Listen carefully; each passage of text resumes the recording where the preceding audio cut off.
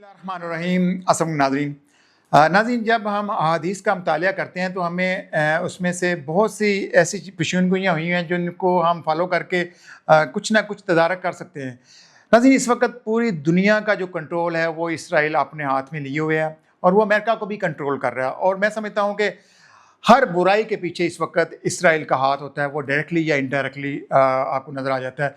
हम जब हिटलर को पढ़ते हैं तो हिटलर ने इनके ऊपर बड़ी स्टडी की और जब उसने इनका सफाया किया तो वो ये कहता हुआ ही मर गया कि दुनिया बाद में इनको जानेगी कि इनकी असलियत क्या है। तो अब हम जान चुके हैं कि इस तरह गज़ा के अंदर जो इन्होंने तबाही और बर्बादी बिछाई है, मासूम बच्चों को नहीं छोड़ा, औरतों को नहीं छोड़ा, मतलब इस तरह खून की होली खेली गई कि इससे पहले हमने अपनी तारीख में नहीं देखा। चंगेज़ खां के वाक़यात हम सुनते आए हैं, लेकिन मुसलमानों की जिस तरह नस्ल कुशी की गई है वो किसी से ढकी छुपी नहीं है। तो अब आप ये देख सकते हैं कि इस वक्त इसराइल इस हद तक जा चुका है, हर तरह की वो प्लानिंग कर रहा है और वो ग्रेटर इसराइल का प्लान करके बैठा है। मैंने कल वाक़यात पढ़े, जब मदीना पाक की रियासत बन रही थी तो उस वक्त भी यहूदी जो है वो साजिशें कर रहे थे और किला खैबर जब हमने फतह किया तो ये वाहिद अटैक था जो नबी सल्लल्लाहु अलैहि वसल्लम ने फैसला किया कि पहले हमने दिफा किए, अब हम जाकर खैबर पे ऊपर अटैक करेंगे।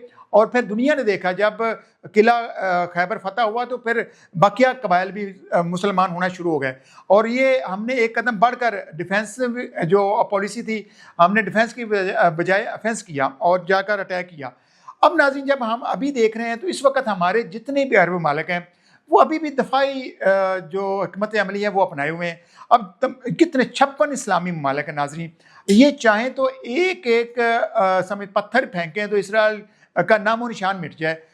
ईरान ने जो अटैक किया आपने देखा और वो मुंह तोड़ उसने जवाब दिया, उसका जवाबी वार इसराइल नहीं कर सका और वो उसके पांव पड़ने आ गया। तो अब 56 इस्लामी मालिक हैं, उनमें से किसी को होश नहीं आया। अब जाकर थोड़ा सा होश आया तो आपने देखा जब कतर के ऊपर हमला हुआ है और कतर भी वो पॉलिसी लेकर चला हुआ है अमन की। देखें, मैंने नाज़रीन, चूंकि आप मैं वही बात कर रहा हूँ कि इसराइल हमें स्टडी कर रहा है तो हम इसराइल को स्टडी नहीं कर रहे हैं। हमारे पास मुकम्मल हदीस हैं जिनके अंदर पूरी डिटेल लिखी हुई है कि ग्रेटर इसराइल बनेगा, कौन कौन से ममालिक उसमें शामिल होंगे। तो जिन जिन ममालिक की निशानदेही हुई है उनको तो आप अपनी जो डिफेंस करना चाहिए, उनको कोई ना कोई एहतियाती तदाबीर अपनानी चाहिए। अब मिस्र कुछ बयान आए हैं, हालांकि ये सारे गजा के मुसलमानों की मदद कर सकते थे, उस वक्त इसराइल ने इनको मौका दे दिया था। देखें, उस वक्त सिर्फ और सिर्फ ईरान इनके मुखालफ बयान दे रहा था और ईरान के ऊपर अटैक भी हुए, फिर ईरान ने जवाबी कार्रवाई भी की और आपने देखा आखिर में अमेरिकी बेस जो था कतर में उसके ऊपर ईरान ने अटैक करके बता दिया। मतलब ईरान कहीं डरा या धमका नहीं है, कहीं उसने बुज़दिली नहीं दिखाई। और उसी वक्त मुसलमानों को कम से कम ये देख लेना चाहिए था, चूंकि वो एक अलग से मसलक है, शिया मसलक है, तो फिर वापी मसलों को ये चीज़ें नागवार गुजरी। बल्कि उस वक्त भी कुछ लोग ये हमें बयान देते थे कि ईरान अगर इसराइल पर हमला कर दे तो हमारी कब्र पे आके पेशाब कर देना। तो बड़ी हैरानगी होती थी कि ये बुग़्ज़ और हसद इनसे नहीं खत्म हो रहा। इसराइल ने मारते हुए किसी शिया को नहीं देखा, किसी सुन्नी को नहीं देखा, किसी अहले हदीस को नहीं देखा। उन्होंने सबको टारगेट किया और उनको कहीं ना कहीं उनको हलाक किया या शहीद किया। और इसके अलावा यमन के अंदर देखें, यमन के ऊपर मुसलसल वो जंग बारूद और हमले करता रहा मिसाइलों से, अपने जेट तैयारों से, लेकिन क्या यमन ने हार मानी है? और मैं हदीस में सुनता हूँ कि आप सल्लल्लाहु अलैहि वसल्लम ने, क्योंकि उनके पास काफिले जाते थे, तो नजद से भी काफिला गया और शाम से भी, यमन से भी, तो आप सल्लल्लाहु अलैहि वसल्लम ने यमन के हक में भी दुआ फरमाई, शाम के हक में भी दुआ फरमाई और यमन के हक में दुआ नहीं फरमाई। तो वो उन्होंने फिर रिमांड करवाया कि या रसूल अल्लाह यमन के लिए भी दुआ फरमा दें, तो आपने खामोशी इख्तियार की। जब तीसरी दफ़ा उन्होंने कहा तो आपने कहा कि वहाँ से शैतान का सींग पैदा होगा। तो बहरहाल नाज़रीन, अब मैं दोबारा इस चीज़ के ऊपर आता हूँ। अब ट्रंप ने भी बयान जारी कर दिया हुआ और सख्त बयान जारी किया है, ऊपर से जो नेतन्याहू है उसने भी बयान जारी कर दिए हैं। अब ये मुझे जो लगता है कि जो ट्रंप के बयान होते हैं वो गीदड़ बकियाँ होती हैं। ट्रंप ने शुरू में कनाडा के ऊपर बयान जारी किए, बकिया के ऊपर, प्यूटन के ऊपर भी कि आप जंग बंदी कर दें, लेकिन नहीं हुई। तो मुझे ये लगता है कि जो ट्रंप को आंखें दिखाता है उसके सामने तो ये लेट जाते हैं। अब इन्होंने बगराम एयर बेस के ऊपर दोबारा काबज होने का ऐलान किया। मुझे नहीं लगता अफगानी इनको कोई मोहलत देंगे, मौका देंगे। उन्होंने पहले 20 साल लिए, अब तो वो काफ़ी हद तक मजबूत हो चुका है, चाइना उसके साथ जुड़ चुका है। अब अगर हम अपनी बात कर लें, इस वक्त सऊदी अरब ने जो पाकिस्तान के साथ दफाई मुआहदा किया है اس سے تکلیف ہوگی امریکہ کو بھی ہوگی, اسرائیل کو بھی ہوگی اور بھارت کو بھی ہوگی. اور میں دعوے سے کہہ سکتا ہوں اسرائیل کا نجائز باپ اگر امریکہ ہے تو اس کی نجائز ماں جو ہے کہیں نہ کہیں ڈائریکٹلی یا انڈائریکٹلی وہ بھارت ہے. بھارت نے آج تک اسرائیل کو ہر معاملے میں سپورٹ کیا ہے. آپ نے دیکھا ہوگا ایران میں جب جاسوس پکڑے گئے تو وہ انڈین جاسوس نکلے. اس طرح قطر میں, اس طرح دبئی میں, اس طرح سعودی عرب میں, جہاں جہاں بھی انڈینز کسی بھی گلف ممالک میں موجود ہیں وہ کہیں نہ کہیں پراکسی کر رہے ہیں انڈیا کے ذریعے, مطلب وہ راک ایجنٹ ہیں اور وہ موساد کو کہیں نہ کہیں سپورٹ فراہم کر رہے ہیں. تو یہ مین پاور ہوتی ہے, اس کے بغیر ہمارا دنیا کا نظام جو ہے وہ اس طرح انٹیلیجنس کے اوپر چلتا ہے, اس لیے ان کو وہاں پر ٹارگٹ کرنے کا موقع مل جاتا ہے.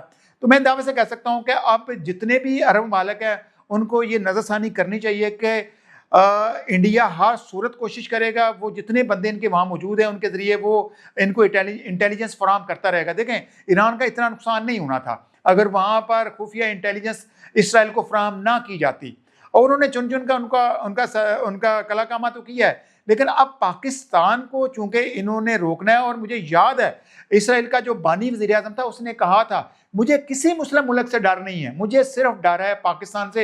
اور یقین جانے ہم نے پوری دنیا کی مخالفت لے کر اپنا اسلامی بم بنایا نا, تو اب بھی اگر اس وقت ہمارے حکمرانوں نے یہ سٹینڈ لے لیا ہوا ہے. دیکھیں پاکستان جب ایٹمی طاقت بن گیا تو پاکستان کے اوپر آپ نے دیکھا سازشوں کے جال بنے گئے. کیوں؟ جب آپ ایٹمی طاقت بن جاتے ہیں تو پھر جیسے آپ معاشی طاقت بنتے پھر آپ کو سپر پاور بننے سے کوئی نہیں روک سکتا. اب جو سعودی عرب ہے یا گلف کے ممالک ہیں, اس میں قطر ہے یا باقی مسلم ممالک ہیں, وہ معاشی طور پر بہت مضبوط ہیں. اگر وہ پاکستان کو معاشی طور پر مضبوط کرتے ہیں تو پاکستان سپر پاور بن جائے گا. تو یہ میں دعوے سے کہہ سکتا ہوں کہ اس وقت تکلیف اسرائیل کو, امریکہ کو اور انڈیا کو ہو رہی ہوگی, کیونکہ یہ نیچرل الائنس ہیں. مسلمانوں کو ایک سازش کے تحت ایک دوسرے سے الگ کیا گیا, پھر آپ نے دیکھا وہ فرقہ بندی, اور پھر اس طرح ہماری مسلم امہ کو تقسیم کیا گیا, ایران سے سعودی عرب کو ہمیشہ لڑایا گیا.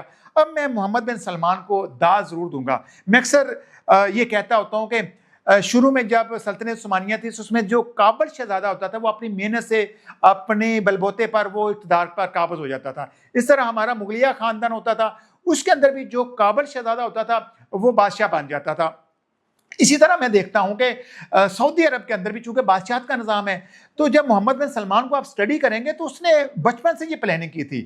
ہم جب فاتح قسطنطنیہ کو سٹڈی کرتے ہیں تو وہ بچپن سے اس کو فتح کرنے کا خواب دیکھ رہا تھا.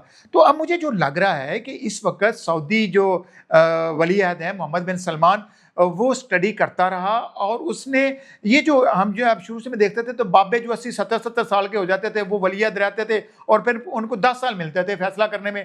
اب ایم بی ایس کے پاس کم از کم 40 سے 50 سال موجود ہیں. اگر وہ اقتدار میں آتا ہے, اس کو زندگی ملتی ہے, تو وہ اس کے اندر یہ صلاحیت ہے کہ وہ مسلم امہ کو متحد کر سکتا ہے. چونکہ یہ لوگ آنکھیں بند کیے رکھی انہوں نے فلسطین کے معاملے کے اوپر بھی, غزہ کے اوپر بھی. تو اب مجھے جو لگتا ہے اس وقت ایم بی ایس ایک اہم کردار ادا کرنے جا رہا ہے, چونکہ یہ اگر اربوں روپے, اربوں ڈالر امریکہ کو سیکورٹی کی بنیاد پر ادا کر رہے تھے, تو اب مسلمانوں کو یہ فکر لاک ہو چکی ہے کہ اب متحد کرنا ہونا ہے. اور ایک ہی ایٹمی صلاحیت پاکستان کے پاس ہے, اور پاکستان, ترکی, ایران اور اس کے علاوہ باقیہ مسلم ممالک کو اب متحد ہونے کی ضرورت ہے. او آئی سی کو دوبارہ زندہ کرنے کی ضرورت ہے. اب دیکھتے ہیں اگر ایم بی ایس اس چیز کو لے کر چلتا ہے, اس مشن کو لے کر چلتا ہے, تو ہمارے جو حافظ صاحب ہیں میں نے دیکھا ہے اس کے اندر بھی یہ صلاحیت ہے کہ اگر وہ, چونکہ یہ سخت جو نظریاتی آدمی ہیں وہی لوگ اس طرح کے ایشوز میں فرنٹ فوٹ پہ آتے ہیں. کمزور آدمی اس طرح کے سخت فیصلے نہیں کر سکتا. مجھے لگتا تھا کہ طیب اردگان بھی سخت فیصلے کرے گا, لیکن شاید وہ کمپرومائز ہے, اس سے بھی ڈر ہے. تو ترکی کے اوپر بھی اسرائیل حملہ کرے گا. اسرائیل کی اپنے اندر اتنی سخت نہیں ہے, لیکن چونکہ اس کی حمایت امریکہ کرتا ہے, تو میں یہ دعوے سے کہہ سکتا ہوں کہ امریکہ کے بلبوتے کے اوپر اسرائیل اپنے مشن پر قائم ہے, اور جب سے بنا ہے وہ حالت جنگ میں ہے. اب مسلمانوں کو کمفرٹ زون سے نکلنا ہوگا. تو اب دیکھتے ہیں پاکستان بھی ساتھ جڑ چکا ہے. اب اگر ٹرمپ کے بیانات آ گئے ہیں تو پاکستان کی طرف سے کھل کر بیانات دینے ہوں گے کہ ہمیں آئی ایم ایف کے چنگل سے نکلنا ہے. اگر ہاں, اب آخر بات یہ ہے کہ اب چونکہ اربوں روپے, اربوں ڈالر سیکورٹی کی مد میں سعودی عرب امریکنز کو پے کر رہا تھا, تو کم از کم اس سے کم کی قیمت پر پاکستان کو اپنی جو ان کو سیکیورٹی ہے وہ فراہم کرنی چاہیے. دیکھیں قطر کے اندر جب ورلڈ کپ انہوں نے کروایا تھا تو ہم نے سیکیورٹی فراہم کی, تو اب بھی ایک اچھی خاصی ہینڈسم اماؤنٹ ہم لے سکتے ہیں, تو جس سے ہم اپنے قرض بھی اتار سکتے ہیں, پاکستان معاشی طور پہ بہتر ہو سکتا ہے, اور ان کے ساتھ ایسی میوچل انڈرسٹینڈنگ سے ڈیل کریں جس سے دونوں کا فائدہ ہو.